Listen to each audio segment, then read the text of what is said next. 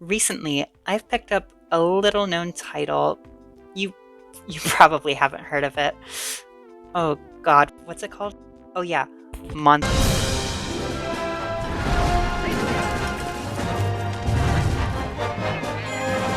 It's a very niche game, I know, but I have had a very hard time getting into these games over the years. I feel I probably share a very familiar scenario with a lot of people.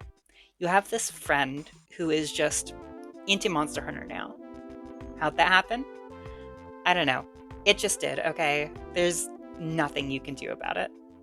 They come up to you and are like, hey, have you played this cool game called Monster Hunter? No, I'm not familiar with that game, I says. You should totally play it. It's so fun and cool and stuff. Smiley face. Alright. So you do. You pick up one of the games on sale. For me, that was Monster Hunter Generations Ultimate. You load it up and are bombarded with just so much, no, too much text. Do this to upgrade your weapon. Do that. Also, there are like all these places you can visit, and we're explaining it all at once. Now choose one of our 5 bajillion weapons. Now go kill monsters and stuff. It's all just too much at once, and it's a huge hurdle. So you ask your friend, hey, what the fuck?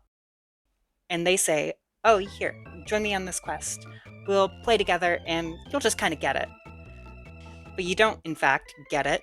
The game just seems boring, and you're just overwhelmed with all these items you're getting. Like, seriously, what is all this shit? So you put it down, and that's it. You're not playing this game again. Ever. This happened over and over again for me, and then it happened more. I became bewildered by how anyone played this game. And this isn't the only game that has had this problem for me either. MMOs overwhelm me just as much as Monster Hunter does. Too much explaining, and too many items, and you don't know what those items are used for. But there was one MMO that clicked with me. Phantasy Star Online, or PSO. This is relevant, I swear. So I played PSO when it was localized for the West in 2020, and I really liked it. But it was still a lot to take in, and I eventually stopped playing. But like a year or two later, I picked up the first PSO, Blueburst specifically. And because I'm noted as liking shitty old games, I was hooked on that game for a little while there. Its simple setup of going to a desk, accepting a mission, and upgrading your gear really clicked, specifically because the hubs were so small and it was explained very concisely. Now, I was explaining this all to the friend who wanted me to play Monster Hunter with her, and she asked me, you like that, but you don't like Monster Hunter? Something about that comment stuck with me for a long while, and eventually I wanted to give the series another try. I got the first Monster Hunter game because, again, I am an enjoyer of shitty old games, and my boyfriend, a Monster Hunter veteran who kinda accepted that I wouldn't get into the games all that much, was really excited to play with me. And once again, I couldn't get into it. We tried playing it together. It was just too much. Now, I thought this was the end. I thought, that's it. No more Monster Hunter. I am done. And it stayed like that for a few months. But eventually my boyfriend started playing a lot of games with his friends. Like, a lot. And me and him don't have a lot of overlap in terms of game interests. But when we do, it's something we both really cherish. And to be perfectly honest, the jealousy of him playing games without me started to boil over. So I made a decision. I had to learn to love Monster Hunter. Oh my god, that's the title of the video. Cue the pointing soy jack or whatever. I asked him what his favorite Monster Hunter game is, and he told me it was Monster Hunter 4 Ultimate. He also said it was very beginner friendly. As beginner friendly as a Monster Hunter game can be, at least. I booted up the game on Citra, that's a 3DS emulator, and forced him to sit down and explain it to me. Everything I needed to know, For the first 3 hours or so of the game, I read no dialogue and had him explain the weapons, how quests work, how to upgrade my gear, every little thing. And it worked. I finally got it. It finally clicked for me. It was just like PSO, but better. It's become so fun for me to experiment with what weapons I like, grinding for materials to upgrade, or just forge my gear.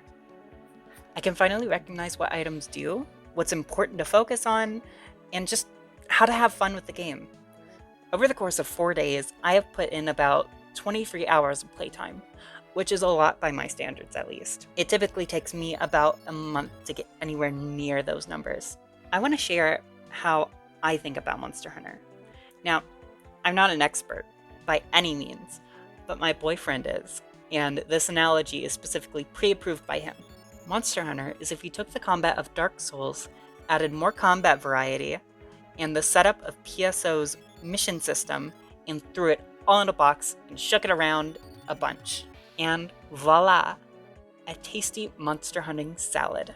Now, if you clicked on this video wanting to get into Monster Hunter, first let's ask, who would I suggest Monster Hunter to?